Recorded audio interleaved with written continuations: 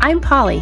I'm a mom, a wife, a pelvic floor physical therapist, and founder of No Kegels University.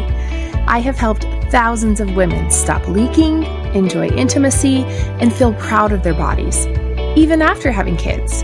After years of listening to women wonder why no one talks about leaking, how they should properly recover after having a baby, and that pleasurable intimacy is possible, I started to get real frustrated because I believe that no mom or woman should struggle when there are answers.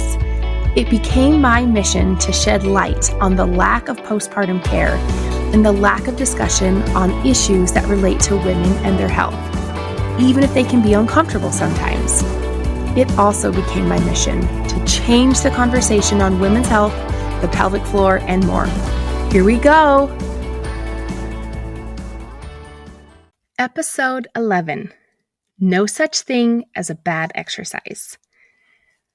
I told one of my stories a couple episodes how I started the process to prepare for a bikini competition.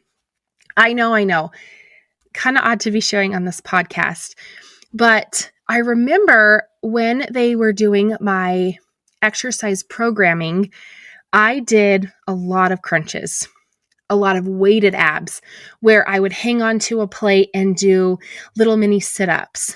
Or I would do, they called them penguins, where you would be flat on your back, knees bent, and you would kind of lean to the side, try to touch with your hand your right heel, and then you would lean to the other side and touch your left heel. So you're kind of just leaning. If you were upright, you would be kind of waddling like a penguin. And I remember at the time thinking, these are really not functional. But I didn't question them because I knew we were going more for an aesthetic than we were for function necessarily. Because there was a few times I questioned the head trainer, and he was not always fond of all of my questions and wanting to know the rationale or logic behind things, because that's just really how my brain works, which anytime you have questions about my logic or rationale for any of the programming, if you're a coaching client or you're taking any of my programs, you're welcome to reach out. That's one of the things that I utilize when I'm doing exercise programming. So I tell you this story because even though I knew these were not functional, I also knew that at the time I wouldn't constitute them as a bad exercise because there was a goal behind it. There was a reason behind it. We wanted an aesthetic. The plan was that as I stepped on stage in the bikini, that my abs were readily seen, noticeable, and visible. But now I don't include any of those type of exercises. And again, not because I thought that they were bad exercises, but because my goals now are very different. Now, don't get me wrong. If I ended up with a six-pack, that would be fine, right? But what I look for now, or how I do my own exercise programming now, is by first identifying what are my goals. And my goals are to be functional, meaning that I can keep up with my very busy lifestyle. So I need to make sure that my body works and moves efficiently and optimally to keep up with all that I have going. And I have a 4-year-old and a 2-year-old at the time of this recording, and those two kids have more energy than probably 6 children combined. I also really love my husband, and I want to be able to keep up with him. And I also wouldn't be mad if I looked extra good too, right? So as I have identified my goals, then I start to go through the process of what exercises will help me maintain those goals. And I like to bring this up, especially in a podcast episode here, is because as I explain my rationale or logic for things, a lot of times people will come to me, whether it's a current coaching client or patient, or after we've been working together for a while, they will ask, oh, so you probably don't like blank exercise, or, okay, so I'll stop doing this exercise and this exercise. And I'll always say something to the effect of, well, I don't think there's such thing as a bad exercise. I just think there might be such thing as a bad reason for doing the exercise. And I'm not trying to fault anyone or throw anybody under the bus, but a lot of times I'll have patients tell me what they're doing, and I'll ask them honestly out of curiosity, okay, so why are you doing those exercises? Was it a program? Was it because of, just really trying to get at the heart of why they're choosing to do it and what their goals are. And oftentimes they have no idea. They just saw it somewhere online or Pinterest or something, which I've been guilty of. I shouldn't say guilty, which I also do too. I like to look at other different exercises to get inspiration and then change it to help fit my goals. So they'll say things like, oh yeah, I found it on Pinterest, or I saw somebody doing it at the gym. I thought I would try it. They look really fit, so I thought I would do it. Or I bought this program and they said I should do it. And while I think when we put our trust into somebody else to do programming, I also fully believe that you should be able to ask that person what that exercise is helping us achieve. The reason I say that is I personally love it when somebody questions me as to why I've given them that exercise. Because years ago, I had a mentor tell me if there was such thing as the exercise police, that we were always on guard, that if this so-called exercise police came around and asked us, why are you having this patient or client do blank exercise? We should have at least, this was the challenge to us, we should have at least 2 reasons as to why we are having them do said exercise. And that really stuck with me because as now that I'm a mother and I have a lot more on my plate now than what I did back then when I was single and heard that, it packs such a bigger message to me that I have to be very intentional in creating exercises and programming for women, especially moms, that packs a big punch, that there should be at least 2 good reasons to help them achieve whatever their goal is because of this particular exercise. So I tell you that so that if you are working with somebody, and please know, I'm not saying drop them, kick them to the curb, but in curiosity, go to them and ask them, okay, help me understand, some of the rationale. What is this exercise helping me achieve? If these are my goals, 1, 2, and 3, how is this exercise helping me achieve them? And to be honest with you, I think that's a very fair expectation. There might be other people that disagree with me, and I'm not necessarily saying that we need to share our quote unquote trade secrets or anything of that nature. I actually believe in having full disclosure and being very transparent about why I'm choosing different things. But I think it's important for you to understand that. And a couple episodes ago, I told you one of the reasons I like having a method is because I also wanted to be able to have my patients take what I've taught them and continue on and not necessarily be dependent upon me for the rest of their life. 1, because I think that's not teaching you anything. And 2, being dependent upon somebody, I don't know. I'm just not on board for that. So I think it's totally fine and totally a fair expectation to have whoever you're working with help you outline what exercises are helping you achieve those goals. And if you're not working with somebody, you might be able to Google it and say, what do crunches help with? What do squats help with? And see if some of that helps with your goals.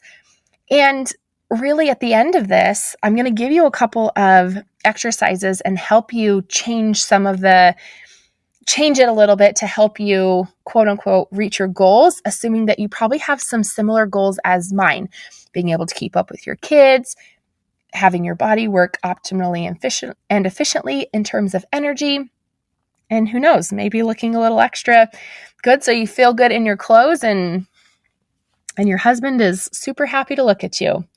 I'm winking. I know you can't see that, but I'm winking. So if you aren't working with somebody, I'd go ahead and kind of Google it and look around. But also what I would do too is take a step back and say, okay, what are my exercise goals?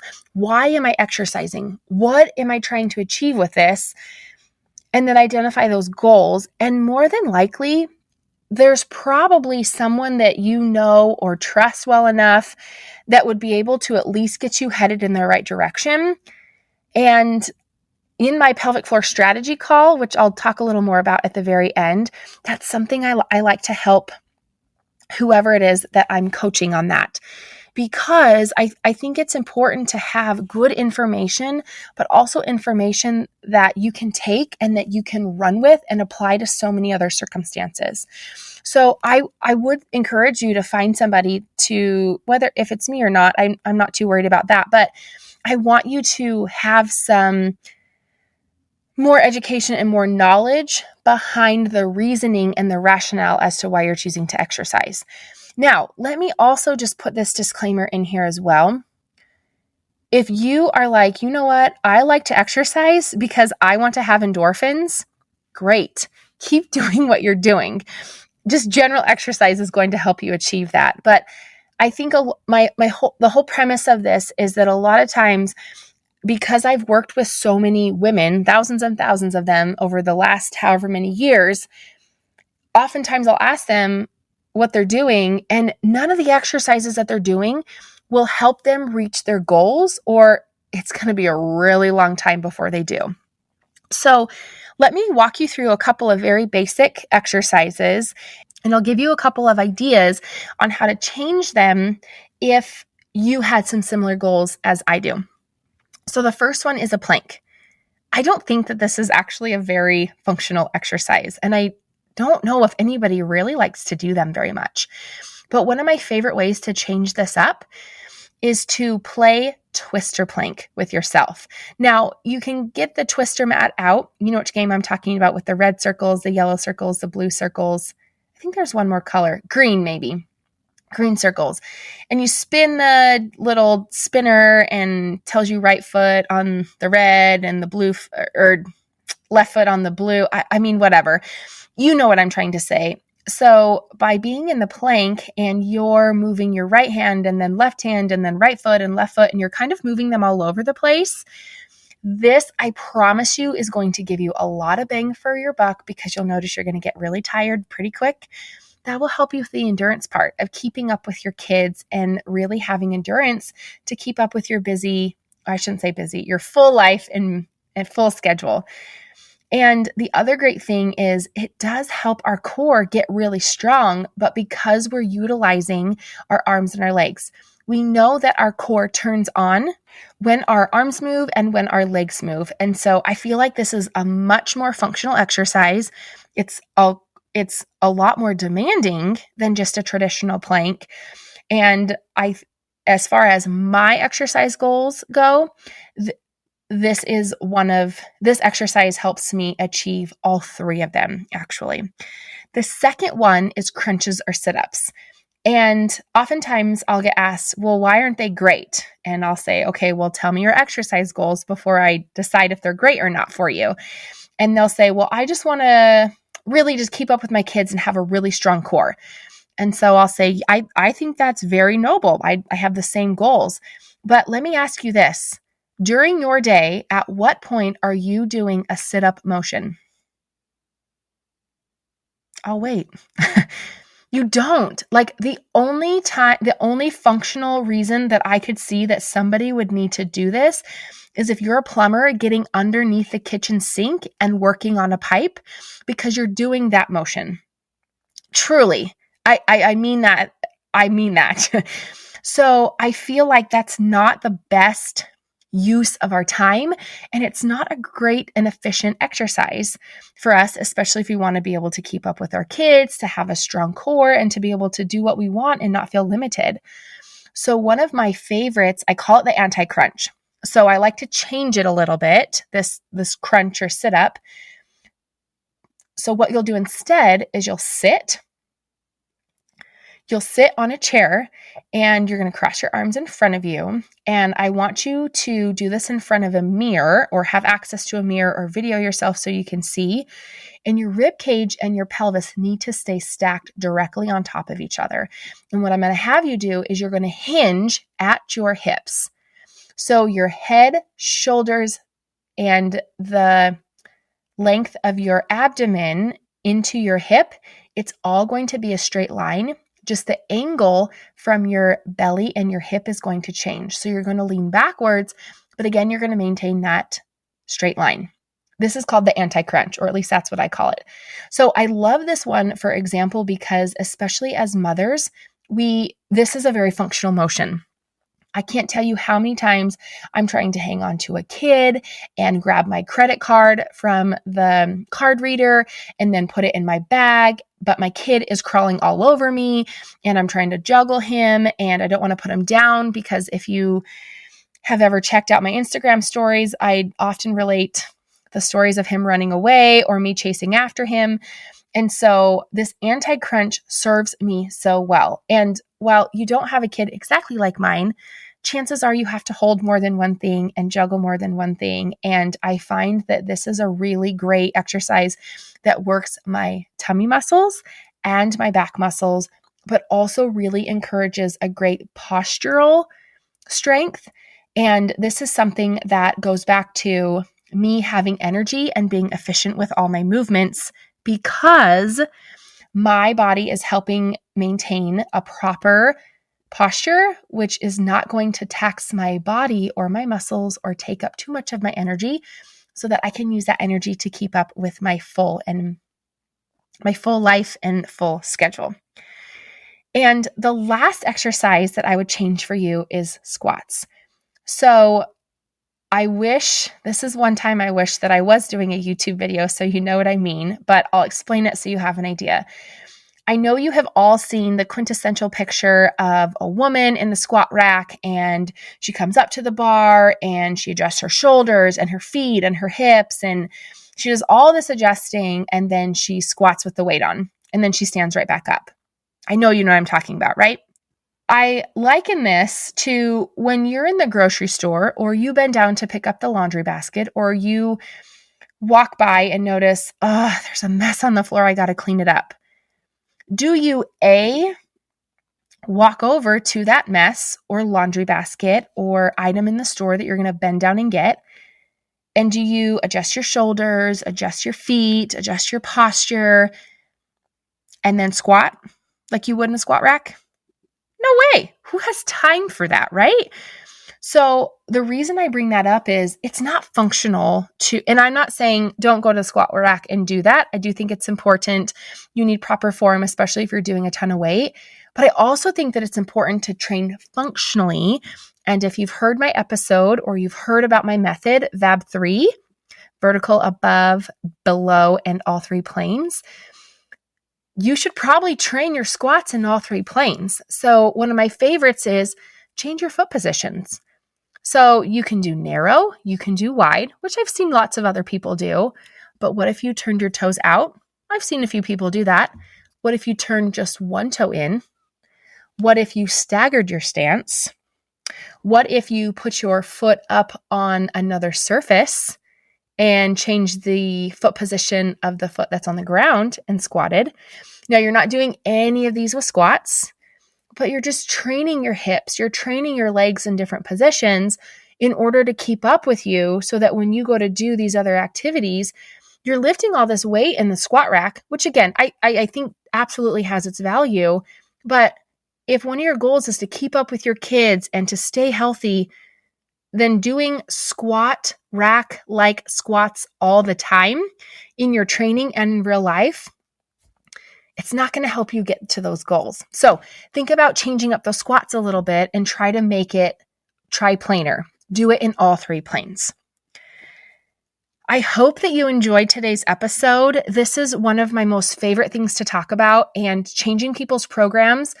Well, I shouldn't say changing. I should say modifying and adding just a little more bang for your buck is one of my most favorite things, which is why booking a pelvic floor strategy call with me is going to be a blast. In fact, I think I have more fun than maybe you do, but I did one just the other night and the gal said, oh my word, I had no idea that talking about my pelvic floor would be so much fun, which I totally agree with her. So it's a 15-minute phone call. You will walk away with at least 1 month's worth of pelvic floor strengthening exercises, as well as at least 3 strategies specific to you and your body to utilize for your pelvic floor. And that information will be in the show notes. Your homework today is I want you to take a look at what you're doing for your exercises. I want you to write down what your goals are and then determine, are my exercises helping me achieve my goals? And if you need help, book that pelvic floor strategy call. I really would love to help. Or reach out to someone that you trust. Remember, you're an heiress and a queen and everything in between. If you enjoyed this episode or even wondered if I can help you, check the show notes for more details. And to see what else I'm up to, follow me on the socials at Beyond the V, by Polly. Because I'm changing the conversation on women's health, the pelvic floor, and more, I still need your help. Please subscribe, leave a review, and share with a friend or two. See you next week.